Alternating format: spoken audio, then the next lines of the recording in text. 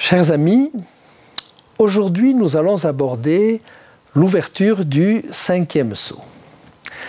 Et là les choses changent. Si les 4 premiers sceaux étaient tous bâtis sur le même modèle, un des 4 êtres vivants appelé un cheval et son cavalier, et ils étaient alors chargés d'un ordre de mission, c'est-à-dire que ces sceaux nous présenter le poste de commandement, mais que les missions allaient s'accomplir en dehors. Là maintenant, nous allons aborder le jugement à proprement parler. Et ce jugement va comporter 3 phases. Par conséquent, nous allons voir successivement le 5e, le 6e et le 7e sceau. Alors je vous propose de lire avec moi dans la parole de Dieu, au chapitre 6, les versets 9 à 11, qui nous décrivent ce qui se passe à l'ouverture du 5e sceau. Quand il ouvrit le 5e sceau, je vis sous l'autel les âmes de ceux qui avaient été immolés à cause de la parole de Dieu et à cause du témoignage qu'ils avaient rendu. Ils crièrent d'une voix forte, en disant « Jusques à quand, Maître saint et véritable, tardes-tu à juger et à tirer vengeance de notre sang sur les habitants de la terre ?» Une robe blanche fut donnée à chacun d'eux, et il leur fut dit de se tenir en repos quelque temps encore, jusqu'à ce que fût complet le nombre de leurs compagnons de service et de leurs frères, qui devaient être mis à mort comme eux. Nous avons là un spectacle assez étrange. De nouveau, nous voilà plongés au cœur du sanctuaire. Et on nous décrit là un autel qui est certainement l'équivalent de l'autel des holocaustes, puisque on y trouve des âmes sous l'autel. Alors, on a l'habitude de parler de l'arche, de l'autel des parfums, mais l'autel des holocaustes est quand même un petit peu particulier. C'est là qu'on sacrifiait les animaux. Et quand le grand prêtre recevait un animal de la part du pécheur qui voulait demander pardon pour ses péchés, il recevait cet animal et l'animal était égorgé là, et le sang de l'animal était versé aux pieds de l'autel. Alors, j'aimerais vous faire lire quelques textes qui vont nous faire comprendre pourquoi ces âmes sont sous l'autel. Le premier texte se trouve dans Lévitique au chapitre 4 et au verset 25. Lévitique chapitre 4, verset 25. Le sacrificateur prendra avec son doigt du sang de la victime expiatoire, il en mettra sur les cornes de l'autel des holocaustes, et il répandra le sang au pied de l'autel des holocaustes. Le sang donc de la victime était répandu au pied de l'autel. Mais il nous faut aller jusqu'au chapitre 17, toujours du livre du Lévitique, du livre des lois, chapitre 17, verset 11, pour comprendre complètement le passage qui nous est donné ici. Et dans Lévitique, au chapitre 17 et au verset 11, nous trouvons ceci. « Car l'âme de la chair est dans le sang. Je vous l'ai donné sur l'autel, afin qu'il servît d'expiation pour vos âmes. Car c'est par l'âme que le sang fait l'expiation. En d'autres termes, la question ne se pose pas de savoir si les animaux ont une âme. On nous dit simplement l'âme est dans le sang. Et les animaux qui ont du sang ont donc une âme et l'âme était répandue au pied de l'autel. Elle représentait ainsi les chrétiens ou les martyrs de tous les temps qui ont été sacrifiés sur l'autel de la colère, sur l'autel de la cupidité, sur l'autel de la méchanceté, mais elle représente aussi tous ceux qui ont suivi de près Jésus. Et j'aimerais que nous lisions ensemble notre texte qui se trouve dans l'Épître aux Galates, au chapitre 2 et au verset 20. Voici ce que nous dit Paul dans cette Épître aux Galates. « J'ai été crucifié avec Christ. Et si je vis, ce n'est plus moi qui vis, c'est Christ qui vit en moi. Si je vis maintenant dans la chair, je vis dans la foi au Fils de Dieu, qui m'a aimé et qui s'est livré lui-même pour moi. »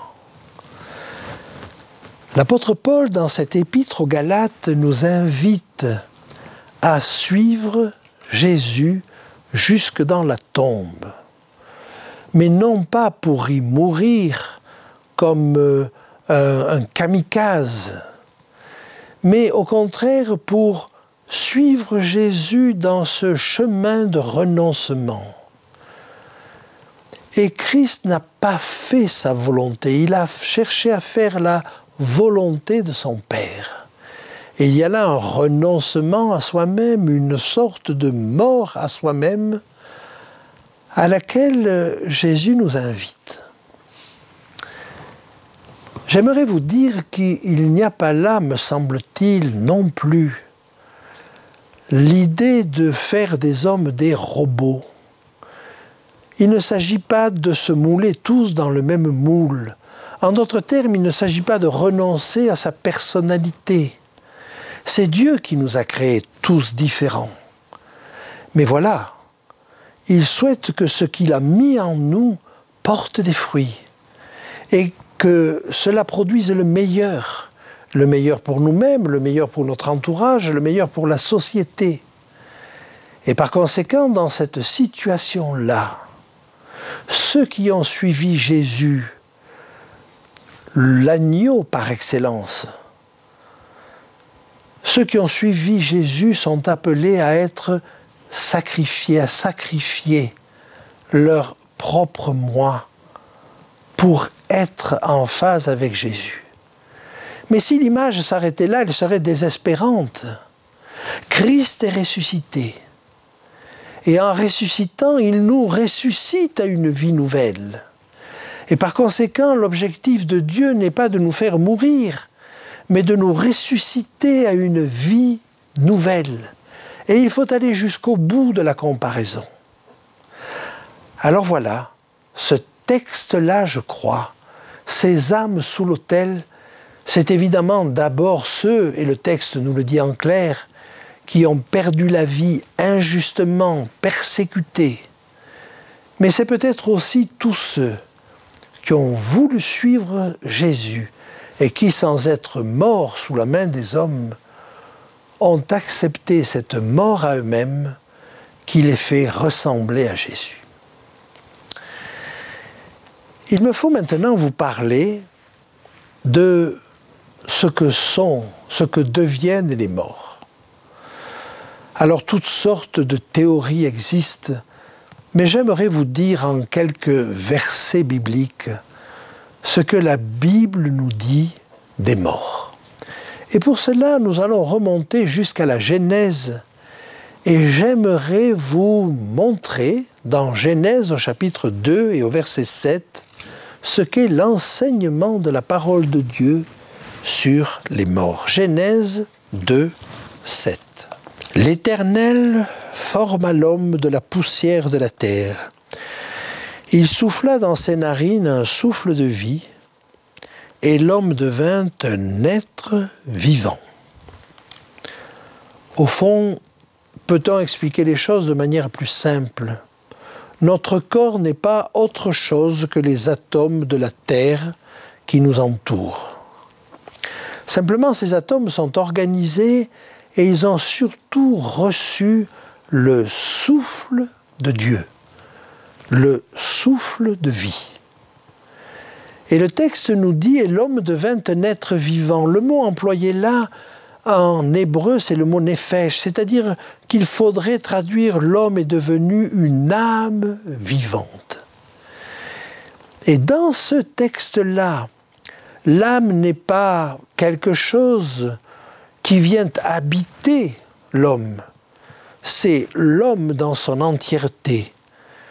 Et on a repris cette expression quand on parle, par exemple, d'une ville d'1 million d'âmes. C'est une ville d'1 million d'êtres vivants. Donc, vous voyez, l'esprit, là, est différent de l'âme. L'esprit, c'est ce souffle de vie donné par Dieu. Et l'âme, c'est le résultat de cet amalgame, de cette fusion entre de la terre, des atomes simples et du souffle de Dieu. Et que se passe-t-il à la mort? Eh bien, nous en trouvons l'explication dans le livre de l'Ecclésiaste. Là, le sage décrit la vieillesse et il termine ainsi. Il la décrit de manière très poétique. Et il dit « Avant que la poussière retourne à la terre comme il y était, que l'esprit retourne à Dieu qui l'a donné. » On a parfois compris ce passage-là comme étant le retour à Dieu de l'âme. Mais ça n'est pas le cas. C'est le retour à Dieu du souffle qu'il a donné. Il a donné le souffle de vie, il a repris le souffle de vie, et quand il reprend le souffle de vie, le corps redevient poussière. Alors, qu'advient-il de l'être lui-même? On pourrait dire de l'âme. Eh bien, elle est en repos. Elle est en sommeil. Et contrairement à ce qu'on pourrait penser, l'âme ne retourne pas à Dieu ou ne va pas errer dans des sphères éthérées. L'âme est en repos. Et Jésus lui-même a employé cette image. Un jour, alors qu'il était dans une région, on vient lui dire que son ami Lazare est au plus mal. Et ses disciples l'interrogeant, il va leur dire « Mais Lazare, notre ami, dort. » Alors les disciples, de manière très pratique et concrète pour leur époque, vont dire « Mais si Lazare dort, il va guérir. » Et là, Jésus est obligé de ne pas employer de métaphore, de dire les choses telles qu'elles sont. Et il leur dit « Lazare est mort. » Et comme il a des choses importantes à faire là, il va attendre 1 jour, 2 jours. Et ce n'est que le 3e, voire le 4e jour, qu'il va pouvoir rejoindre le lieu où Lazare, bien entendu, a déjà été enterré. Alors qu'il arrive au village de Lazare et de ses 2 sœurs, Marthe et Marie, vers une maison qu'il connaît bien, parce qu'il y a été reçu souvent. Lazare, Marthe et Marie étaient ses amis. Et Marthe et Marie vont venir successivement à la rencontre de Jésus. Alors c'est d'abord Marie. Et Jésus va avoir à son égard des paroles encourageantes. Regardons ce qu'elle lui dit. Ça se trouve dans l'évangile de Jean, au chapitre 11 et au verset 23 et 24. Jésus lui dit « Ton frère ressuscitera. » Je sais, lui dit Marthe, qu'il ressuscitera à la résurrection, au dernier jour. Et vous voyez que Marthe ne se faisait aucune illusion. Elle ne disait pas « mon frère est auprès de Dieu et il nous regarde maintenant ». Non, Lazare dort et il ressuscitera au dernier jour. Son âme n'a pas une vie indépendante de son corps, non. Simplement, il va falloir attendre la résurrection, ce que l'on appelle généralement la résurrection des corps. Et vous voyez que ses proches, ses intimes, cette famille très très proche de Jésus, avaient une notion très claire de ce qu'était la résurrection et de ce qu'était l'espoir des chrétiens. C'était la résurrection au dernier jour. Qui plus est, quand Lazare va ressusciter, parce que Jésus va le ressusciter, Lazare ne raconte rien sur ce qu'il a pu voir dans le ciel ou dans les endroits où il était. Et par conséquent, si vous voulez, il n'a rien vécu. Le temps où il était mort, il était en sommeil.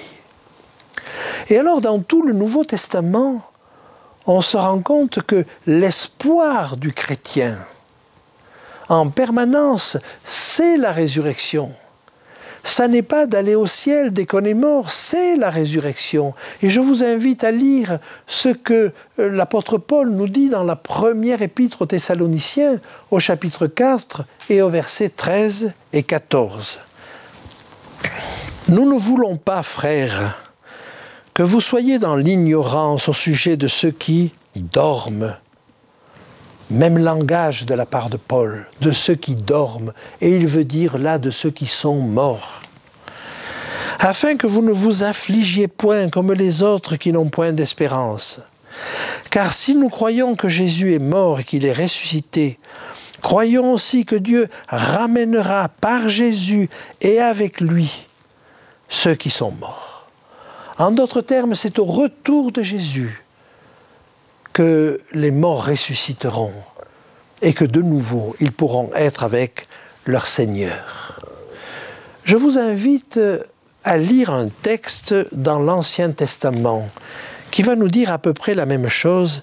C'est à la fin du livre de Daniel, la promesse qui est faite à Daniel. Regardez ce qui en est dit.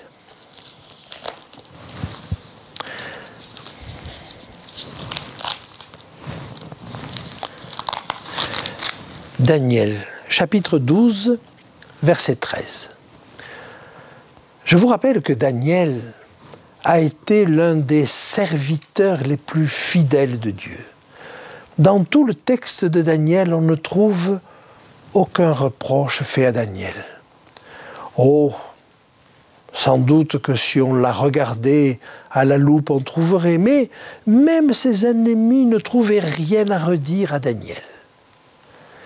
Et cet homme d'exception, qui, on le pense, si les âmes montaient au ciel dès la mort de la personne, s'il y en a un qui mérite bien d'être auprès de Dieu, c'est bien Daniel. Eh bien, voyez ce qui est dit à Daniel lui-même. Au tout dernier verset, chapitre 12, verset 13. « Et toi, Daniel, marche vers ta fin. Tu te reposeras et tu seras debout pour ton héritage à la fin des jours. » Alors voyez-vous, l'espoir du chrétien, et c'est l'apôtre Pierre qui nous le dit, c'est de nouveaux cieux et une nouvelle terre où la justice habitera. Mais regardez notre terre telle qu'elle est maintenant, avec ses souffrances, avec ses oppressions, avec ses guerres. Ça n'a rien de réjouissant. J'aimerais peut-être avancer encore un petit peu dans ce texte et vous amener à la conclusion de ces choses-là. En réalité, l'objectif de Dieu est de faire en sorte que nous parvenions tous ensemble à la résurrection.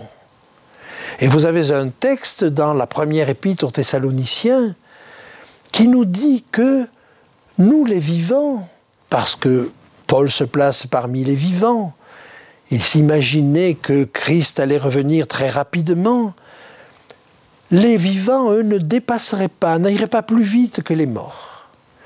Et dans l'épître aux Hébreux, au chapitre 11, on nous dit que ceux qui sont morts n'arriveront pas plus vite que nous.